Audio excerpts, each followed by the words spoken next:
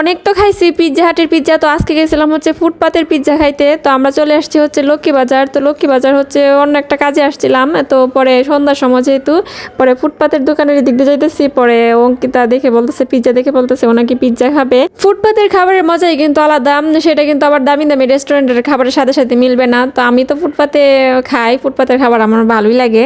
তো এখন হচ্ছে আমরা পিৎজা অর্ডার দিয়ে দিচ্ছি, এই যে আমাদের পিৎজা হইতেছে। আর এমনিতেই পুরান ঢাকার মধ্যে তো ফুটপাতের খাবার আরো বেশি বিখ্যাত। আর লক্ষ্মীবাজারে তো সন্ধ্যার পর থেকে মানে এখানে দোকানের অভাব নাই, ফুটপাতে খাবারের দোকান সন্ধ্যার পর থেকে কিন্তু এখানে অনেক ভিড় হয়। তো আমাদের পিৎজা কিন্তু হয়ে গেছে। তো পিৎজাটা কিন্তু দেখে ভালোই লাগতেছে, দেখতে যেমন ভালো হয়েছে খাইতে কিন্তু তেমনই ভালোই হয়েছে। এটা হচ্ছে আমরা অর্ডার দিছিলাম চিকেন চিজ পিৎজা। তো এটার মধ্যে চিজ অনেক বেশি ছিল, এই জন্য আরো বেশি ভালো লাগছে। চিকেনও বেশি বেশি করে দেওয়া ছিল। আমরা হচ্ছে মাঝারি সাইজেরটা অর্ডার দিছিলাম, যেহেতু আবার একটু পরে ডিনার করতে যাবো এই জন্য। তো এখন হচ্ছে অঙ্কিতাকে ওর পাপা খাওয়াই দিতেছে। তো অঙ্কিতার রিভিউটা শুধু একবার দেখেন, ও মানে এমন ভঙ্গিমা করতেছে খায়া যে এত ভালো লাগছে ওর, এমন ভালো পিৎজা মনে হয় কোনোদিনও খাই নাই। সত্যি ভালোই হয়েছিল খেতে পিৎজাটা। তো মানে ফুটপাতের অনুযায়ী যেরকম হওয়ার চেয়ে ভালোই লাগছে আমার কাছে তো অনেক ভালো লাগছে। তো ভিডিওটা কেমন লাগলো সবাই জানাবেন, আর ভালো লাগলে অবশ্যই লাইক করবেন। টাটা।